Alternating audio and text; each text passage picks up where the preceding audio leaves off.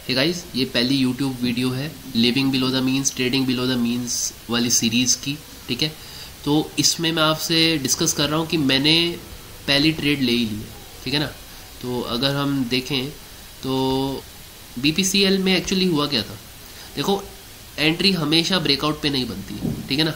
Entry mainly जो बनती है वो जब हमारा ये चैनल चल रहा है, चैनल के अंदर तो स्टॉक मूव करता ही रहता है। ठीक है, पर जब नीचे जाता है और नीचे से जब इसको क्रॉस करके ऊपर आता है ना, मेन एंट्री तब बनती है। क्यों? अब ये देखो, मैं थोड़ा इसको गायब करता हूँ, इसकी वॉल्यूम देखो, आपको वॉल्यूम दिख रही है इस वाले पॉइंट पे, जहाँ ये इसको क्रॉस करके वापस अंदर आया, कुछ देर के लिए बाहर गया नीचे और अच्छे से वॉल्यूम लेकर ऊपर आया। ठीक है, तो यहाँ पर असली एंट्री बनती है जहाँ से हम वैल्यू इन्वेस्टिंग कर सकते हैं। वैल्यू इन्वेस्टिंग ज़रूरी नहीं फंडामेंटल कोई देख के करो, आपको पता है कंपनी अच्छी है फंडामेंटल वाइज, तो आप सिंपली यहाँ भी कर सकते हो। तो अगर जिसने यहाँ 340 पे बाय किया होता, अब तक ये 70 रुपीज़ यानी 20% का रिटर्न ले चुका होता। पर चलो, हमारे हाथ से वो निकल गया। ठीक है, अभी क्या एंट्री ली है, क्योंकि इस बार भी पिछली बार की तरह चैनल ब्रेक हुआ है। ठीक है, पिछली बार भी ऐसी चैनल ब्रेक हुआ था, फिर नीचे आया, फिर दूसरी बार ऊपर गया, फिर नीचे आया, पिछली बार नीचे आ गया था। ठीक है, और वॉल्यूम क्या थी उस समय वॉल्यूम हमारी 6 मिलियन थी जब इसने ब्रेकआउट दिया था। ठीक है, इस बार वॉल्यूम हमारी कंपैरेटिवली ऊपर, इसने काफ़ी मेहनत करी थी इसको ब्रेक करने के लिए, मतलब फर्स्ट टाइम यहाँ ब्रेक हो चुका है। एक बार एक चैनल ब्रेक हो जाए ना तो हमको मान लेना चाहिए कि वो ब्रेक हो चुका है, अब दोबारा वो ट्राई करेगा ही करेगा। तो वो जब नीचे आता है तो रीटेस्ट करने के लिए आता है। ठीक है, और यहाँ पर इसने तगड़ी वॉल्यूम दिखाई है और ब्रेकआउट के समय पे भी अब वॉल्यूम दिखा रहा है। ठीक है, और रिसेंटली जो कल वाली कैंडल थी वो 12 मिलियन वॉल्यूम थी, सोचो 1.2 करोड़ की वॉल्यूम आई थी, मतलब यहाँ कोई प्लेयर एंटर किया है। ठीक है ना, तो यही रीज़न था मेरा आज एंट्री करने का। तो हम दो तरीके से ट्रेडिंग कर सकते हैं, एक तो बॉटम पे, एक यहाँ पर ब्रेकआउट होने पे भी अच्छी खासी मूवमेंट हमको मिलती है। और कितनी मूवमेंट मिलेगी हमको, देखो अगर मैं चेक करूँ टारगेट वाली बात, तो टारगेट कुछ लोग कहते हैं कि एब्सोल्यूट लो, कुछ लोग कहते हैं परसेंटेज लो। मैं परसेंटेज लेता हूँ, मतलब जितना ये नीचे से ऊपर गया उतना ही ऊपर जाना चाहिए।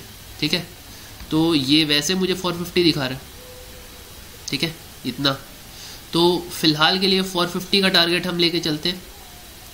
उसके बाद जब यहाँ पर इसको ब्रेक करेगा और यहाँ पर सपोर्ट बनाएगा, तब हम और एंट्री लेंगे, देखेंगे कि वहाँ पर क्या सिचुएशन होती है। अभी हमने एंट्री लिया है, चलो 455 का टारगेट मानते हैं, और एंट्री मैंने कहाँ ली है, 404 के अराउंड मेरे को एंट्री मिली है।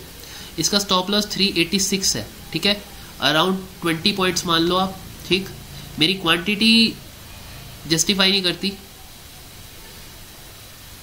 सॉरी, हाँ मेरी क्वांटिटी 142 है, वो एग्जैक्टली जस्टिफाई नहीं करती, क्योंकि अराउंड अगर मैं 20 पॉइंट मान के चलूँ तो वो 3000 का रिस्क हो जाता है। ठीक है, 2800 का रिस्क, थोड़ा सा एक्स्ट्रा रिस्क लिया है। वो इसलिए लिया है क्योंकि मैं 390 का स्टॉप लॉस मान के चल रहा था। ठीक है ना, 391 का, तो मुझे कुछ दिखा था उस समय, तो मैंने 391 का स्टॉप लॉस ले लिया था, इसका लो शायद से। ठीक है, ये जहाँ पे ये वाला साइडवेज मूव था ना, इसका जो टॉप है वहाँ तक का मैंने इसमें स्टॉप लॉस मान के चला था। ठीक है, जिस वजह से मेरे को 142 क्वांटिटी मैंने एग्जैक्टली ली। ठीक, मेरे को वहाँ पर एग्जैक्टली 2000 का लॉस दिख रहा था, तो मैंने ले लिया। तो अभी हम इसमें आगे चलेंगे और 450 तक जब तक नहीं पहुँचता तब तक तो हम इसको रखेंगे। ठीक है ना, पोजीशन आपके सामने है, 142 quantity with a risk of 2000 जो कि 3000 हो गया। ठीक है, 3000 का रिस्क है, और रिवॉर्ड हमको कितना मिलना चाहिए, क्योंकि हम देख रहे हैं 386 से, तो 405 का बाय मान के चलो 386 से, तो 20 पॉइंट का स्टॉप लॉस हो गया। और ऊपर देखोगे तो यहाँ पे 450 तक हमने जाना है, तो अराउंड 36 पॉइंट का हमारा रिवॉर्ड हो गया, तो अराउंड 1.8 का हमारा रिस्क रिवॉर्ड रेशो हो गया, 1:1.8। तो हम 36 पॉइंट तक वेट करेंगे। अगर यहाँ पर एक हायर हाई और हायर लो बनता है तो हम और क्वांटिटी ऐड करेंगे। ठीक है, अपना स्टॉप लॉस ऊपर ट्रेल करके, तो हमारा रिस्क कम हो जाएगा, रिस्क कम हो जाएगा तो हम क्वांटिटी और ऐड कर सकते हैं। ठीक है, इस तरीके से हम चलेंगे। तो यही था आज का ट्रेड। 897 रुपीज़ बन रहे हैं, ज़रूरी नहीं कल भी ये रहे, क्या पता कल नीचे हो जाए। तो बाई चांस 897 दिख रहे हैं, मन में ये भी आता है निकाल लो 1% के आसपास रिटर्न आ गया, नहीं, हमको इससे रिटर्न लेकर जाना है, इससे अच्छा रिटर्न लेकर जाना है, ठीक है ना।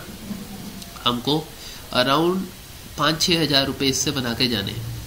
वो पता है मुझे कि मुझको 1500 रुपये निकाल के फिर ऑप्शन ट्रेडिंग की स्ट्रेटजीज बनानी है, that can wait. If we are into trade, हमें इस ट्रेड के बारे में सोचना है, वो चीज़ें बाद में होती रहेंगी, ठीक है। तो अभी मेनली यही है। फंड्स मैंने 1 लाख रुपये ऐड किए हैं, जिसमें 57,000 रुपये लगे हैं, बाकी 43,000 42,000 बचे हैं। तो थोड़े थोड़े धीरे धीरे ऐड होते जाएंगे, जैसे जैसे क्वांटिटी और ऐड करेंगे, क्योंकि ऊपर जाएगा तो क्वांटिटी हम कम ऐड करेंगे, क्योंकि हमारा स्टॉप लॉस भी उसके आसपास बनेगा ना। ये थोड़ी है कि हम स्टॉप लॉस इतना नीचे बनेगा, तो उस हिसाब से फिर हमारी क्वांटिटी भी कम होगी। और इसका एक मैं एक्सेल शीट बनाऊंगा, उस एक्सेल शीट के अंदर हम एक कैलकुलेटर एक पूरा बनाएंगे, जिसमें हम जैसे ही करंट प्राइस लिखें, रिस्क लिखें, तो हमको एग्जैक्टली हमारी क्वांटिटी पता लग जाए, ताकि हमको बार बार वो चीज़ कैलकुलेट ना करनी पड़े, सीधा हमको वो कैलकुलेटर करके दे दें, ठीक है। तो ये थी आज की ट्रेड, ठीक है। अभी देखते हैं क्या होता है। Maximum risk 3000, maximum return 142 quantity है, 142 मल्टीप्लाई 36, 142 मल्टीप्लाई 36। अच्छा हाँ, ये 5,000 रुपये का रिटर्न हमको बना के देगा, लेट्स सी। चलो ठीक है, ये था आज का ट्रेड, मिलते हैं अगली वीडियो में। जय भोलेनाथ।